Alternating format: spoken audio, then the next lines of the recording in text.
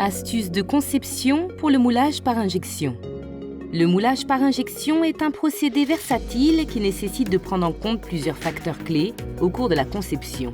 Le but de cette vidéo est de fournir les éléments essentiels à prendre en compte pour réaliser des pièces en injection plastique. Choisissez soigneusement les matériaux adaptés à votre projet. Il existe deux catégories de résines thermoplastiques utilisées pour le moulage par injection, chacune ayant ses propres avantages et inconvénients. Les thermoplastiques semi-cristallins sont excellents pour les roulements et les applications structurelles.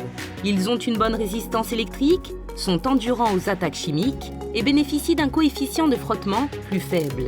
Ils sont cependant difficiles à lier avec de l'adhésif et leur résistance au choc est médiocre. Les thermoplastiques amorphes se lient bien avec de l'adhésif, bénéficient d'une bonne stabilité dimensionnelle et d'une bonne résistance au choc. Cependant, ils résistent moins bien à la fatigue et aux fractures sous contrainte.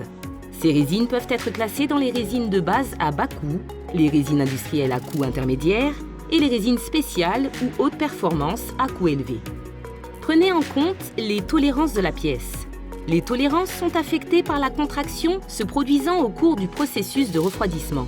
Les matériaux amorphes, comme le PLA, souffrent de tolérances plus strictes par rapport aux matériaux semi-cristallins, comme le PIC.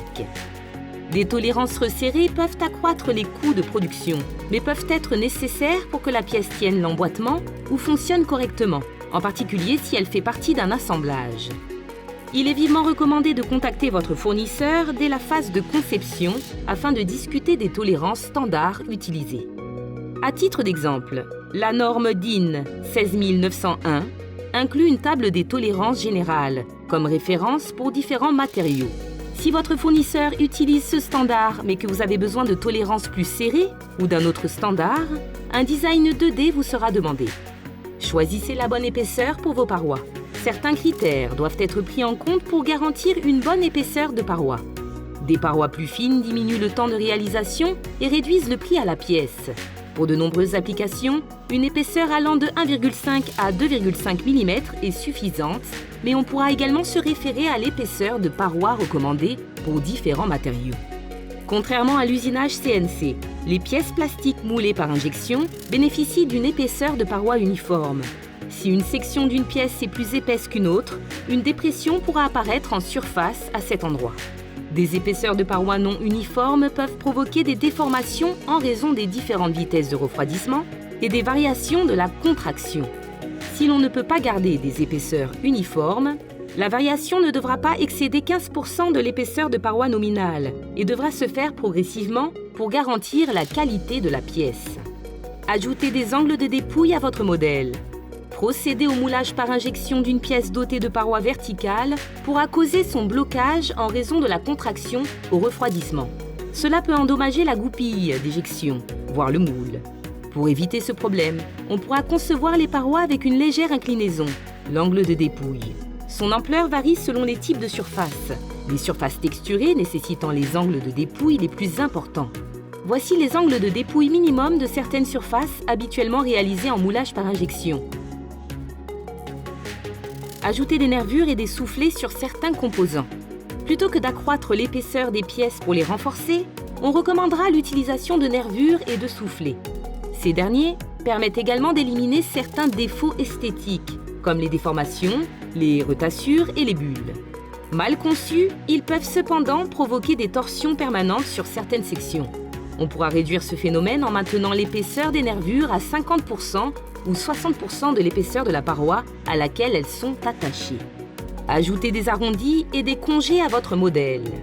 Les moules étant usinés en CNC à partir d'aluminium ou d'acier, il est difficile de créer des arêtes internes abruptes, lesquelles peuvent accroître le coût de fabrication du moule de façon significative. De plus, les arêtes abruptes peuvent affaiblir le moulage, en forçant le plastique à les combler.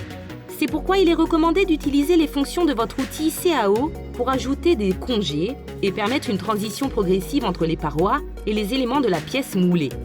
Cela améliorera l'injection du matériau, l'intégrité structurelle de la pièce, ainsi que la distribution des contraintes sur les arêtes, en plus de faciliter son éjection.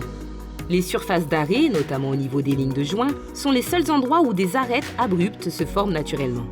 Les arrondis internes doivent faire au moins 0,5 fois l'épaisseur de la paroi adjacente. Les arrondis externes devront monter à 1,5 fois la taille.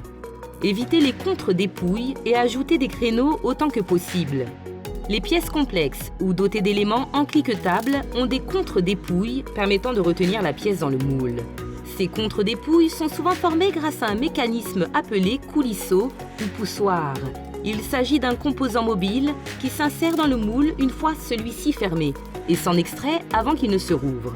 Ce mécanisme accroît la complexité du moule et en augmente le prix.